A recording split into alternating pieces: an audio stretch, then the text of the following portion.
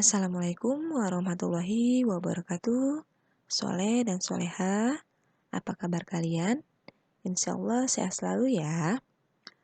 Anak-anak, kita kembali lagi di pembelajaran tematik hari ini.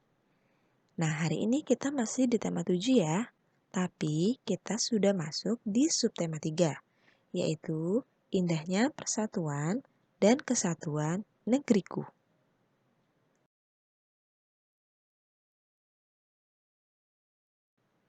Materi pelajaran yang pertama yaitu bahasa Indonesia.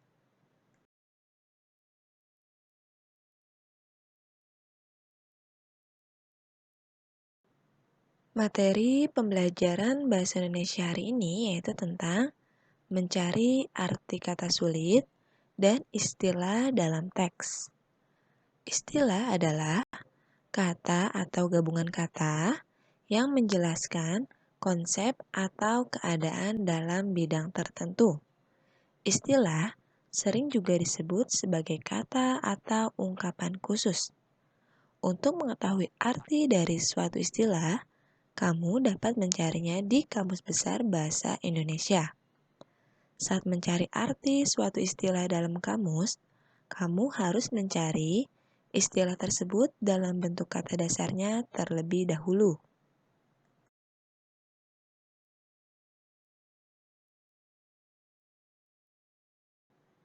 Materi selanjutnya yaitu menemukan informasi dalam teks. Salah satu cara membaca yang baik adalah dengan membaca dalam hati atau tidak bersuara. Dengan membaca dalam hati, kita dapat mencermati hal-hal penting yang terdapat pada teks dan menjawab pertanyaan-pertanyaan yang diberikan.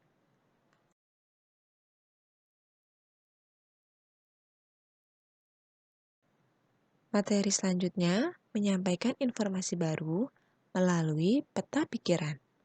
Peta pikiran merupakan cara yang kreatif dan efektif dalam mencatat informasi-informasi penting yang baru kita peroleh.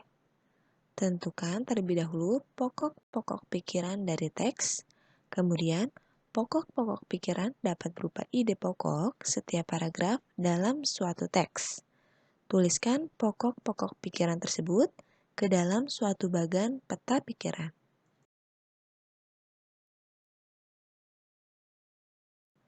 Pembelajaran selanjutnya yaitu menjelaskan informasi dari teks melalui ringkasan. Ringkasan adalah intisari dari sebuah teks.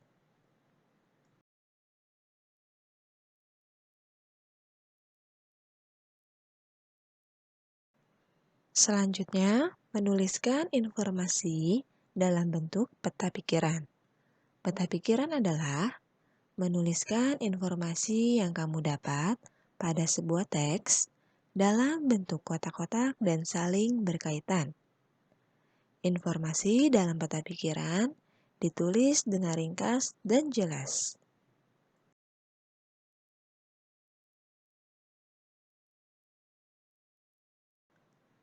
Selanjutnya, menuliskan gagasan pokok sebuah paragraf. Gagasan pokok adalah inti dari pembahasan pada sebuah paragraf. Gagasan pokok terletak pada kalimat utama. Biasanya, kalimat utama sebuah paragraf terletak pada awal atau akhir dari sebuah paragraf. Materi pelajaran yang kedua PPKN.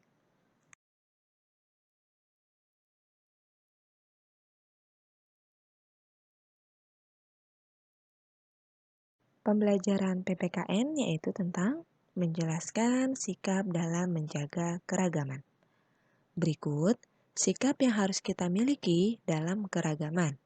Yang pertama, tidak mengobrol saat menunggu temanmu yang sedang beribadah. Yang kedua, menghargai teman yang berbeda suku. Dan yang ketiga, tidak mengejek teman yang menggunakan bahasa daerahnya.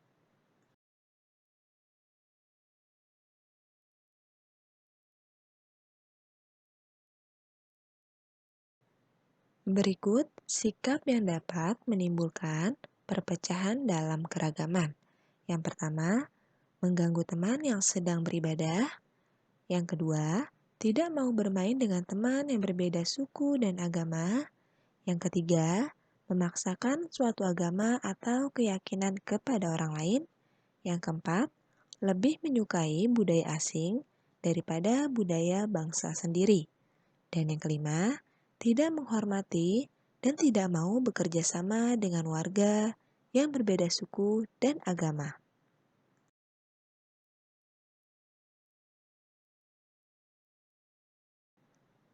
Pembelajaran selanjutnya itu menjelaskan sikap toleransi dalam keragaman.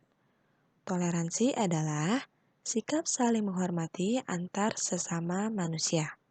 Berikut bentuk-bentuk toleransi dalam keragaman di Indonesia. Yang pertama, toleransi dalam keragaman agama yaitu menghormati orang yang sedang beribadah, saling menghormati dan bekerja sama antar umat beragama, menjaga kerukunan antar umat beragama, dan tidak memaksakan suatu agama kepada orang lain.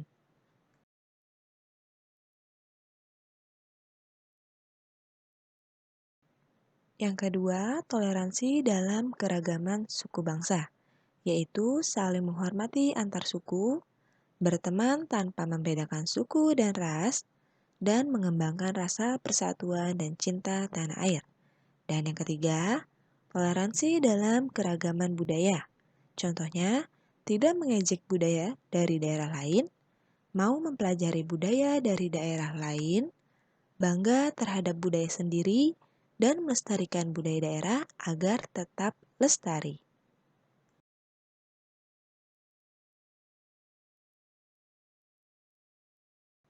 Pembelajaran selanjutnya itu menjelaskan penerapan sikap toleransi dalam keragaman.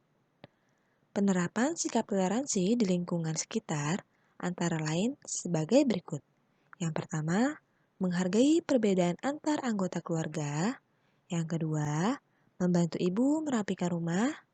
Yang ketiga, bermain dengan teman tanpa membedakan suku dan agama. Yang keempat, belajar bersama adik atau kakak.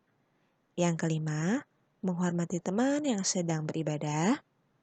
Yang keenam, melaksanakan tugas piket dengan baik. Yang ketujuh, bertutur kata dan bersikap santun antar sesama. Yang kedelapan, menyapa dengan santun saat bertemu tetangga. Yang kesembilan, menghormati pendapat orang lain ketika berdiskusi. Dan yang kesepuluh, menaati peraturan yang ada, baik di rumah, sekolah, maupun lingkungan masyarakat. Alhamdulillah selesai sudah materi pembelajaran kita hari ini ya. Semoga bermanfaat untuk kalian. Jangan lupa kerjakan tugas yang Ibu berikan. Terima kasih. Wassalamualaikum warahmatullahi wabarakatuh.